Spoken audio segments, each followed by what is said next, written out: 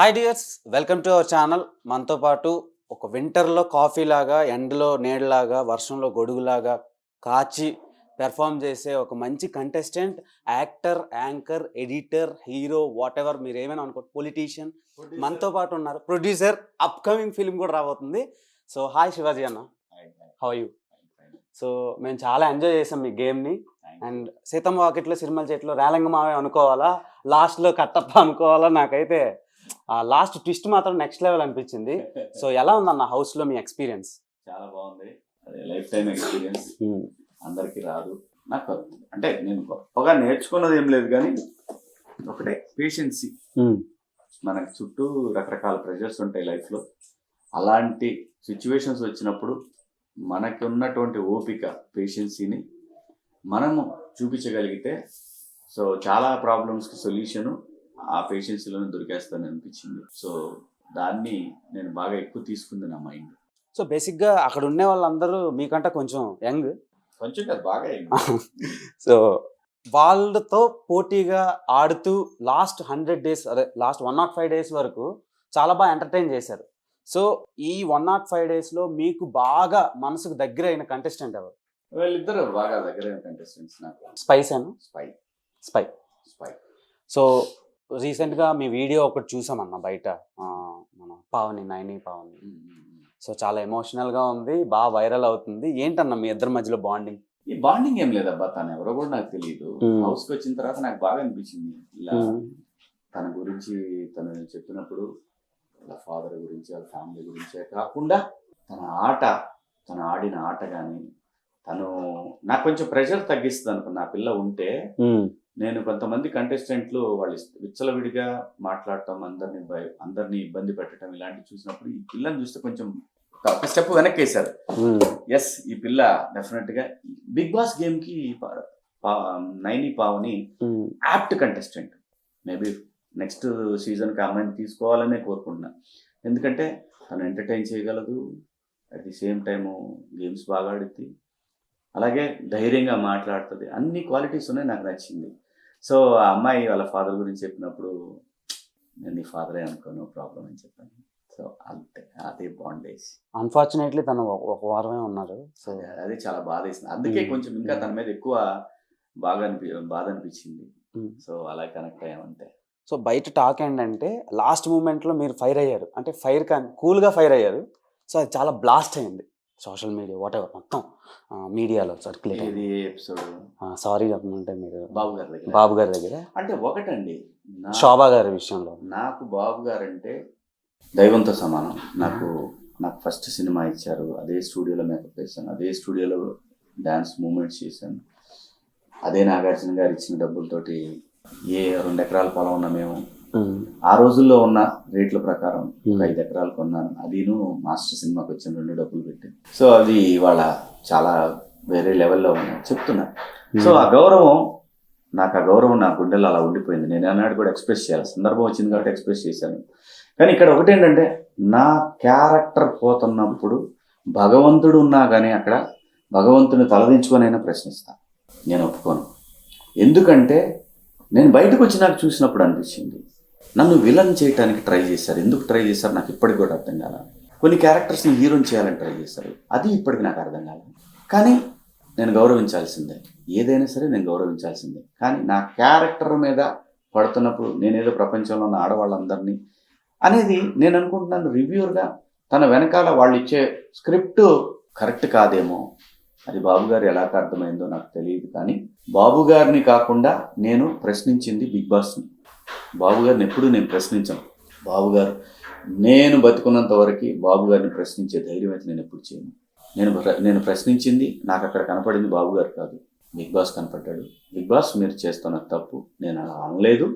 నేను మీకు తెలుసు, మీ 360 degrees మీ కళ్ళు అన్నీ చూస్తున్నాయి, కానీ ఎందుకో మీరు ఇలా మాట్లాడారు, అది నాకు నచ్చలేదు. కాబట్టి నేను ప్రశ్నిస్తున్నా, నేను సారీ చెప్పలేదు. ఎందుకంటే తెలుగు కుటుంబాల్లో ఎవరైనా సరే, ఆడపిల్లలైనా మగపిల్లలైనా సాటి మనిషిని హింస పెడుతుంటే మాత్రం వాళ్ళ నోట్లోంచి వచ్చే మాటలు కంటెంట్ ఇలాగే ఉంటుంది. మాట రూపం మారొచ్చేమో కానీ కంటెంట్ ఇలాగే ఉంటుంది. సో దాన్ని నేను ఎక్స్ప్రెస్ చేశాను బిగ్ బాస్ తోటి. బిగ్ బాస్ రూపంలో ఉన్న నాగార్జున గారితో కానీ, నాగార్జున గారి రూపంలో ఉన్న నాగార్జున గారిని మాత్రం కాదు. ఎందుకంటే ఆయన నేను ఎప్పటికీ అలా మాట్లాడను కూడా. అక్కడ నాకు కనపడింది బిగ్ బాస్ అలా ఎందుకు చేశారో నాకు ఇప్పటికీ తెలియదు.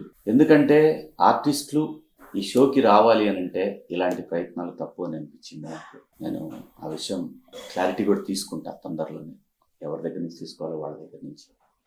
కానీ ఆ షో నాకు ఇచ్చినందుకు మాత్రం వాళ్ళ మీద ఎప్పటికీ ఆ గౌరవం అలాగే ఉంటుంది. స్టార్ మా మీద నేను ఎప్పటికీ అది వదులుకొని. స్టార్ మా తప్పేం లేదు దీంట్లో, పనిచేసే వాళ్ళదే తప్పు అని నాకు అనిపించింది. లైక్ డైరెక్షన్ టీం వాళ్ళు ఎవరో నాకు తెలియదు. నేను ఏ డిపార్ట్మెంట్ని నేను నిందించదలుచుకోలేదు. దీనికి సంబంధించిన వ్యక్తులు ఎవరైతే ఉన్నారో వాళ్ళదే తప్పు, బిగ్ బాస్ దే తప్పు. ఆ విషయంలో మాత్రం ఆ 3 వారాలు ఎందుకు నన్ను, అప్పుడే కాదు కొన్ని సందర్భాల్లో కూడా నేను ఆ మూత పగలగొడతాను, అది ఫ్లోలో ఒక రైమింగ్ తోటి రాజమాతలు మీ మూతల పగులుతాయి అనే మాటని, ఎందుకంటే అక్కడ కత్తి తీసుకొని అది ఒక కాన్సెప్ట్, ఆ కాన్సెప్ట్లో మాటను కూడా అలా చాలా సందర్భాల్లో అంటున్నప్పుడు కూడా నేను హౌస్లో ఉన్నప్పుడు కూడా చెప్పి ఎందుకు విలన్ చేయాలని ట్రై చేస్తున్నారు అని కూడా ప్రశ్నించాను. ప్రోమోలో కూడా మాక్సిమం అలాంటి కాంటెంటే మాకు కనిపించేది. అందుకే ప్రశ్నించాను నేను. సో నేను బిగ్ బాస్కి నేను ఎందుకు భయపడాలండి? Big Boss is Big Boss. దేవుణ్ణి నాకు కోపం వచ్చినప్పుడు నేను అడుగుతా, నేను ఏం తప్పు చేశానన్నయ్యా, నీకు చేసే దుర్మార్గం చేసేవాళ్ళు కనపట్టలేదా అని దేవుడిని నేను అడుగుతున్నాను. అంత మాత్రం చేత దేవుడి మీద గౌరవం లేదని కాదు.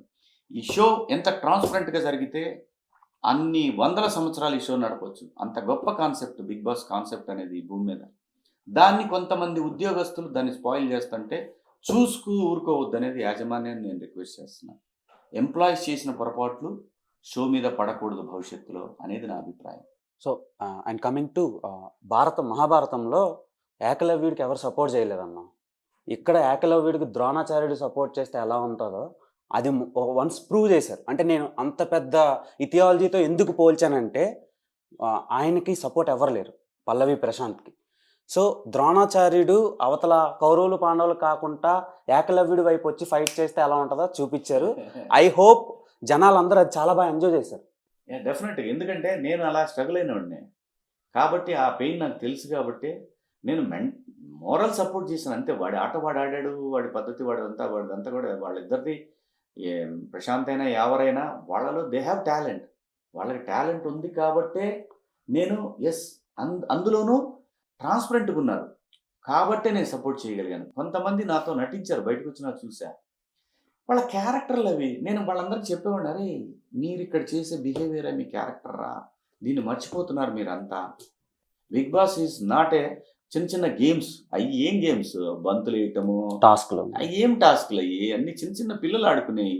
మనం రెగ్యులర్గా ఈ టీవీ షోల్లో చూసే టాస్క్, అయ్యే ఫిజికల్ టాస్క్, వీటికి పేర్లు పెట్టారు కానీ అంత పెద్ద పొడి చేసే ఒలింపిక్స్ గేమ్స్ ఏమి ఉండవాడా. వాటిని చూసుకొని కొంతమంది ఏదో రెచ్చిపోయి మాట్లాడటం ఇవన్నీ చూశాను. సో నవ్వుకున్నా, అంతేగాని నాకేం వాళ్ళ మీద కోపం రాలేదు. బిగ్ బాస్ గేమ్ అనేది ఒక అద్భుతమైనటువంటి జీవిత పాఠశాల. దాంట్లో నేర్చుకున్నవాడికి జీవితం సాఫీగా వెళ్ళింది. దాన్ని నేర్చుకుని మాకు ఇంకా నేర్చుకునేది ఏముందిలే అన్నోడికి వాడి జీవితం ఎప్పుడు అలాగే పడుతూ లేస్తూ పోతా ఉంటాడు. అండ్ ద్రోణాచార్యుడు ఆ కంపారిజన్ నాకు చాలా బాగా నచ్చింది. ఇవన్నీ వారం నుంచి చూస్తున్నా కదా వీడియోలు, నిజంగా నేను ఎలా ఉన్నానా వీళ్ళతోటి, ఎంత బాగుందా బేసిక్గా మీరు అనిపించింది. ఇలా అన్నారు కదా నాన్నకు ప్రేమతో. సో అది చాలా బాగా వైరల్ అయింది. అంటే మన క్లోజ్ ఫ్రెండ్స్ కానీ మనం బాధలో ఉండేప్పుడు, డిప్రెషన్లో ఉండేటప్పుడు మన వాళ్ళు దగ్గరికి తీసుకొని ఏం కాదులేరా అని ఒక ధైర్యం చెప్తారు కదా. మనం బాగుండాలంటే క్యాష్ లేదంటే ఏదైనా ప్లేస్ ఇవ్వక్కర్లా, ఆ ధైర్యం ఒకటి ఇస్తే సరిపోద్ది కదా. అది మీ నమ్మకం ఇచ్చారు. డెఫినెట్గా, ఎందుకంటే నేను ఎప్పుడు కూడా ఒకటే నమ్ముతా, నాకు ఉపయోగపడిన వాడు ఉపయోగపడినా నా వల్ల కానీ నా ప్రత్యక్షంగా కానీ నా ద్వారా పరోక్షంగా కానీ ఎవడో ఒకటి బెనిఫిట్ అవ్వాలి. నువ్వు పాడైపోయి వాడు పాడైపోయి ఇంకెవడు పాడైపోయి అందరూ ఎవడో ఒకటి బెనిఫిట్ అయితే చాలు అనుకునే రకం నేను. నాకు కాకపోయినా ఇంకొకటికి ఎవరికైనా అవ్వాలి. ఇది ఖచ్చితంగా నాతో ఉన్నాడా లేదంటే నాకు దగ్గరగా ఉన్నాడా దూరంగా ఉన్నాడా కానీ నా చుట్టూ ఏదో ఒక బెనిఫిట్ జరగాలి ఎవరో ఒకళ్ళకి. అదే కాన్సెప్ట్ నా చిన్నప్పటి నుంచి నేను అంతే. నా ఫ్రెండ్స్ ఉన్నా కూడా నేను ఇలాగే మాట్లాడతాను, ఇలానే చెప్తాను. టైం బాగాలేనప్పుడు మనం ఎవరు చెప్పినా ఏంటో, టైం బాగున్నప్పుడు ఆ సందర్భం వచ్చినప్పుడు ప్రపంచానికి తెలుస్తుంది. అలాగే తెలిసిందంటే నేను ఎప్పుడూ అంతే. అది ఇప్పుడు ఈ ఆట ద్వారా తెలిసినందుకు కనీసం కరెక్ట్గా రైట్ టైం మిడిల్ ఏజ్లో ఉన్నాను నేను.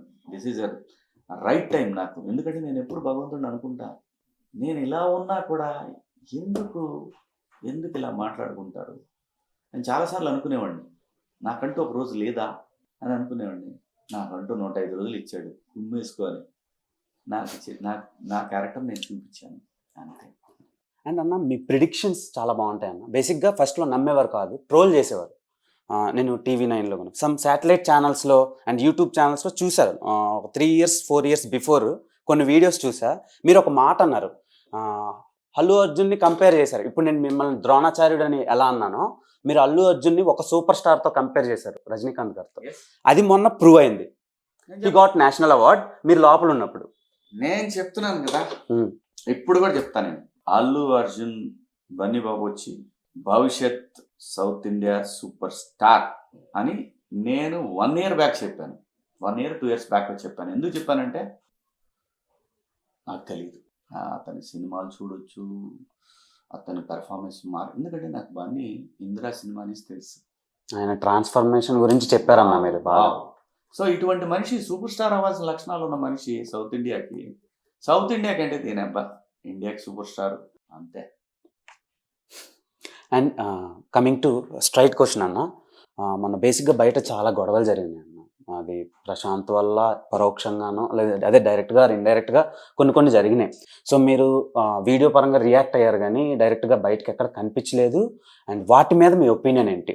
లైక్ పబ్లిక్ ప్రాపర్టీ డ్యామేజ్ అయిందని, ఫ్యాన్స్ ఇష్యూస్ అని. నేనేమంటానంటే ప్రశాంత్ వాడికి వచ్చినటువంటి అంత పెద్ద సక్సెస్కి ఒక మచ్చలాగా అది జరిగింది.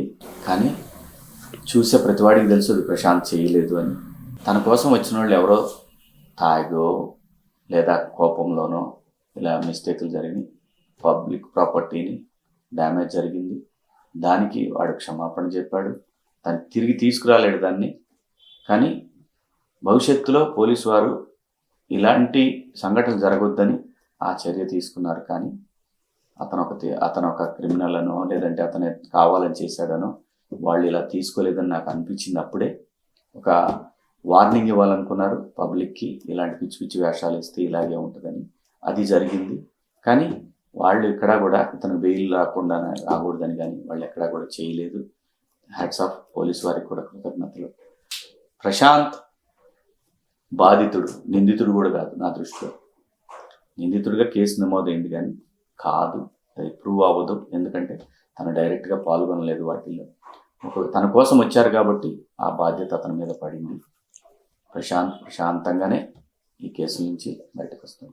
బేసిక్గా ప్రశాంత్ ఫ్యాన్స్కి చెప్పేటోళ్ళు బయట ఎవరు లేరు, ఎవరు చెప్పినా వింటాంలే. మీరు చెప్తే వింటారు. అంటే వాళ్ళు చేసిన లొల్లిలు మామూలు కాదు అసలు. అండ్ కొన్ని అబ్యూజింగ్ పరంగా కూడా జరిగినాయని కొంతమంది కేసులు పెట్టారు. సో వాటి మీద మీ ఒపీనియన్ ఏంటి? వాళ్ళకి చెప్పే మీ సజెషన్? నేను ఒకటే చెప్తాను, ఎందుకంటే కామన్ మ్యాన్ గెలిచినప్పుడు ఎమోషన్స్ అలాగే ఉంటాయి. ఎందుకంటే వాళ్ళల్లో ఎప్పటి నుంచో దాగున్న కసి ఒకసారిగా బయటకు వచ్చినప్పుడు శృతి మించింది. కానీ అది వాంటెడ్గా కాదు, ఆ ఎమోషనల్ ఒక మూమెంట్, అది ఎమోషనల్ మూమెంట్ దానివల్ల జరిగింది. దయచేసి మీ ఎమోషన్స్ వల్ల ప్రశాంత్ రోడ్డు ఎక్కే పరిస్థితి వస్తుంది. కాబట్టి దయచేసి అలాంటి పనులు చేయకండి. ఎవరైతే ఒకవేళ మీరందరూ కూడా ఫ్యాన్స్ ఎవరైతే ఉన్నారో మీరందరూ పబ్లిక్గా మీ సోషల్ మీడియా ద్వారా ప్రభుత్వానికి క్షమాపణలు చెప్తే చాలా బాగుంటుంది. ఆ పని చేస్తే వాడి గౌరవం పెరుగుద్ది. దయచేసి భవిష్యత్తులో ఎప్పుడు కూడా ఇలాంటి పని చేయొద్దు. ఇది హంబుల్ రిక్వెస్ట్ అందరికి కూడా.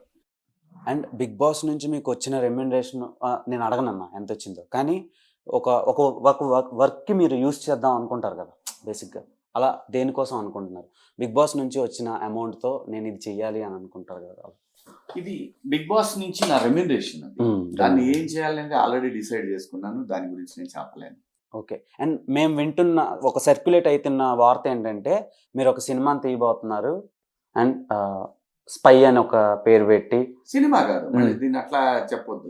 అదే మా హౌస్ మేట్స్ భాషలో పోర్ట్రే, అలాంటి పోర్ట్రే చేయొద్దు. నేను ఒక షార్ట్ మూవీ తీద్దామని అనుకుంటున్నాను. మా స్నేహానికి గుర్తుగా మిగిలిపోవాలి అది అని అనుకుంటున్నాను. మొదలు పెట్టాము, దాని వర్క్ ఎలా ఎంతవరకు వెళ్తుందో దేవుడి దయ. అంటే మళ్ళీ మీ ట్రయోని మేము స్క్రీన్ మీద చూడబోతున్నాం. స్క్రీన్ అనొద్దు, స్క్రీన్ అంటే మళ్ళీ థియేటర్కి వెళ్ళొద్దు. మీరు బయటోళ్ళు అన్నా ఇప్పుడు అది ఎక్కడికి వెళ్ళొద్దో తెలియదు, తెలియకుండా నేను చెప్పలేను. అది సోషల్ మీడియాలో ఉంటుందా, యూట్యూబ్లో ఉంటుందా, ఎక్కడ ఉంటుందో, ఏం జరుగుద్దో, అది అంత దూరం వెళ్తుందా వెళ్ళదా. కానీ వాళ్ళిద్దరి కోసం, మా ముగ్గురి కోసం ఒకటి లైఫ్ లాంగ్ గుర్తుండిపోయేలాగా మాత్రం చేస్తా. ఐ హోప్ గట్టిగా నడవాలనుకుంటున్నాను. అండ్ మీ వర్క్ అది ఎలాగైనా నడవని, అది ఆ స్పై, ఆ శివన్న గ్యాంగ్ అదైతే కనపడుతుంది. సో అండ్ ఇప్పుడు స్పా అని 2 రకాలుగా వేరు చేశారు కదా. సో మీకు స్పా బ్యాచ్లో బాగా ఇష్టమైన కంటెస్టెంట్ ఎవరు? మీకు మనసుకు బాగా అనిపించిన కంటెస్టెంట్? స్పా అని నాకు తెలియదు, అసలు స్పా అనేది ఎలా వచ్చిందో నాకు తెలియదు. సో పేర్ల ప్రకారం పెట్టారు అనుకుంటా. ఇది కూడా వాళ్ళు పెట్టారు కాబట్టి, వీళ్ళు పెట్టారు కాబట్టి వాళ్ళు అట్లా అనుకున్నా కూడా నాకు ఆ ముగ్గురు అమర్దీప్ కూడా బెటర్. అంతే. సో అండ్ అక్కడ నా దృష్టిలో అమర్దీప్ అన్నీ ఉండి ఆడలేకపోయాడు అంతే. ఇంకంతకన్నా నేను కమెంట్ చేయను. అండ్ అమర్దీప్, అర్జున్ వీళ్ళందరూ ఉన్నారు కదా, ప్రియాంక, శోభ, స్టార్మా వాళ్ళకి చేసిన సపోర్ట్ ఇంకా మిగతా వాళ్ళు కొంతమంది చేయకపోవడం వల్లే బయటకు వచ్చేసారని ఒక టాక్ ఉంది. లైక్ ఇప్పుడు బోలే శవాలి గారు ఉన్నారు, ఆయన బయటికి తొందరగా వచ్చేసారని ఆడియన్స్ అనుకుంటున్నారు. దాని మీద మీ ఒపీనియన్? నేను కూడా చూసినప్పుడు అనుకున్నా బోలీ ఎందుకు ఇప్పుడు వచ్చినాక బయటకు వచ్చిన బోలీ ఎందుకు వచ్చాడు, ఎందుకు నచ్చలేదు, బ్రహ్మాండంగా ఆడియన్స్ బాగా చేశారు అనుకున్నా. మరి నాకు తెలియదు, అది భగవంతుడికి తెలియాలి ఏం జరిగిందో. సో ఆటా సందీప్ గారి మీద మీ ఒపీనియన్? ఆటా సందీప్ తనకు చేతులారా చేసుకున్నాడు అంతే. వాడు మంచి ఆటగాడు, అందులో అనుమానం లేదు. బాగా ఆడేవాడు, గేమ్స్ అవి బాగా ఆడేవాడు. కాకపోతే ఏంటంటే అదే నేను ఫస్ట్లో అన్నట్టు, ఆ ఎపిసోడ్లో అన్నట్టు యాస్టీస్ దానివల్లే బయటకు వెళ్ళిపోయాడు నాకు అనిపించింది. వచ్చి నాకు కూడా బయట చూసినప్పుడు వాడు ఇంత అవుతుందని ఎక్స్పెక్ట్ చేసి ఉండడు. లేకపోతే తను కూడా టాప్ 5 ఉండాల్సిన కంటెస్టెంట్. షకీలా గారి మీద? షకీ అమ్మాయి ఏముంది, అన్న అన్న అంటా ఉండేది. మంచి మనిషి అబ్బా. దేవుడు మన జీవితాలను ఎలా రాస్తాడో మనకు తెలియదు. ప్రొఫెషన్ వేరు, నిజ జీవితం వేరు. నిజ జీవితంలో షకీ అమ్మ చాలా గొప్ప మనిషి. కిరణ్ రాథోడ్ అబ్బా చాలా మంచి అమ్మాయి. ఎంత మంచి అమ్మాయి అంటే అందరినీ ప్రేమిస్తుంది షకీ అమ్మ. కికి Kiran Rathod very sweet lady. Damini కూడా చాలా మంచి అమ్మాయి. పాపం ఇన్ఫ్లుయెన్స్ అయిపోయి ఫ్లిప్ అయిపోయింది అంతే. టేస్టీ తేజ చాలా తెలివైనడు. కొంచెం శకలు ఉన్నాయి, ఆ శకలు తగ్గిస్తా తొందరలో. అంటే తిట్టారా పొగిడే? వాడిని ఎప్పుడు పొగుడతాను, నేను తిట్టను వాడిని. ఎందుకంటే తెలివైనడు ఎప్పుడు కూడా ఫ్లిప్ అవ్వకుండా ఉంటే చాలా మంచి జరుగుద్ది, వాడికి జరుగుద్ది, తన చుట్టూ ఉన్న జరుగుద్ది. అశ్విని బోలాబాలి అంతే. సుబ్బు చాలా ట్రాన్స్పరెంట్ గర్ల్. చాలా తప్పనుంది తనకి సినిమా ఇండస్ట్రీలో దొరకవాలని. బెస్ట్ ఆఫ్ లక్ అంతే. సో మొత్తం కంటెస్టెంట్స్ అందరినీ పక్కన పెడితే మీ గేమ్ మీ ఫ్యామిలీ ఆడియన్స్కి ఎలా అనిపించింది? ఇంటికి వెళ్ళాక వాళ్ళు ఇచ్చిన ఫీడ్బ్యాక్ ఏంటి? అంటే యాజ్ ఎ రివ్యూవర్స్గా కానీ మీడియాగా కానీ మాతో కాకుండా అందరిది ఒకటే ఫీలింగ్, నీకు రావాలి కదా కప్పు, నీకు రావాలి కదా కప్పు, ఇంత బాగా ఆడావు కదా, ఎందుకు రాలేదు? నాకు రాకపోతే ఏంటి, నా బిడ్డకు వచ్చింది కదా, అది నాకు వచ్చినట్టే. అది నా ఫీలింగ్. అందుకే అన్న మిమ్మల్ని ద్రోణాచార్యుడు అన్నది.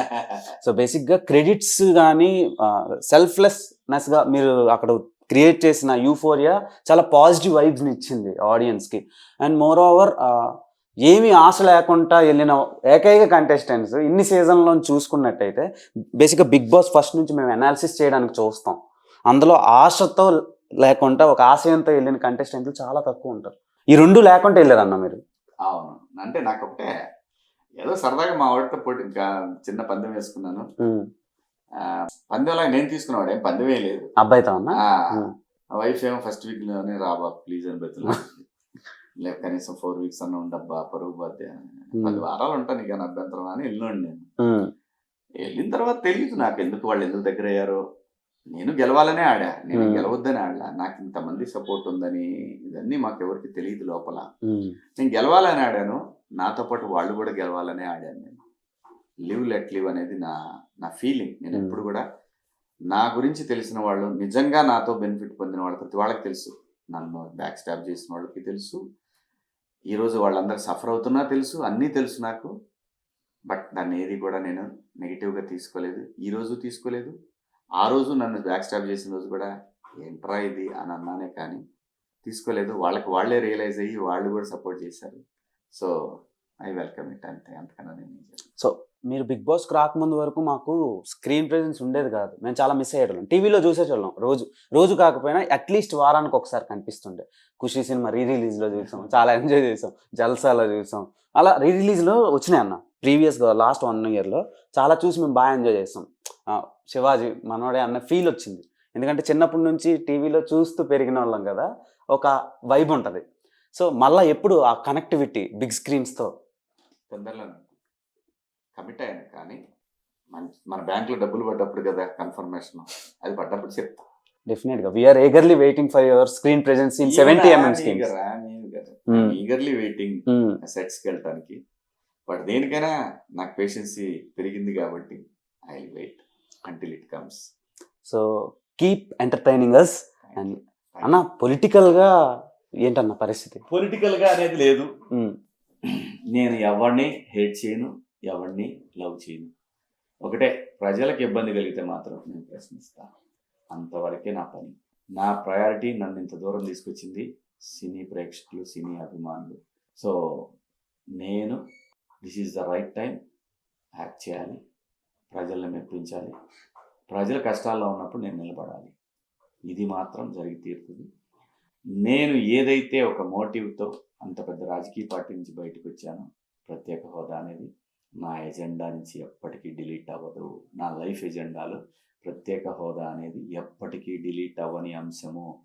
ఎవడికి నచ్చినా నచ్చకపోయినా ఈ ఈ విడిపోయిన ఆంధ్రప్రదేశ్కి అది ఒక్కటి మాత్రమే శ్రీరామ రక్ష. అది ఇచ్చి తీరాల్సిందే. ఇచ్చే ప్రభుత్వాలు వస్తాయి. ఆ రోజు తర్వాత నాకు పాలిటిక్స్కి కానీ మిగతా ఏ విషయాలకైనా అంశాలకి నేను దూరంగా ఉంటాను, పాలిటిక్స్కి ముఖ్యంగా. అప్పటి వరకు మాత్రం ప్రజల కోసం ప్రశ్నిస్తూనే ఉంటా. సూపర్ అన్న, కీప్ ఎంటర్టైనింగ్ అస్. కొంచెం స్టే ట్యూన్డ్ అన్న, మీ ఇన్స్టా, ట్విట్టర్, ఈ సోషల్ మీడియా అకౌంట్లో కొంచెం యాక్టివ్గా ఉన్నాను. పెట్టేస్తాను, ఇంకా రోజు వస్తాయి. Okay, waiting. Thank you. Thanks అన్న, థ్యాంక్ యూ సో మచ్.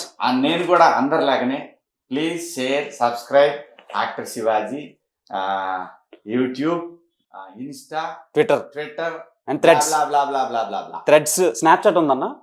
ఎవడు తెలుసు, ఇవన్నీ 3 ఉంటమే తెలియదు నాకు. సో శివాజీ అన్న అన్ని సోషల్ మీడియా అకౌంట్స్ని ఫాలో అయిపోండి. చూసారు కదా శివాజీ గారి ఎక్స్క్లూజివ్ చిట్ చాట్ విత్ హెగా మీడియా. నేను మరిన్ని మోర్ ఇంట్రెస్టింగ్ వీడియోస్తో మిమ్మల్ని ఎంటర్టైన్ చేయడానికి రెడీగా ఉంటాను. That's all for today friends. Thank you. Signing off, Dev టంపల.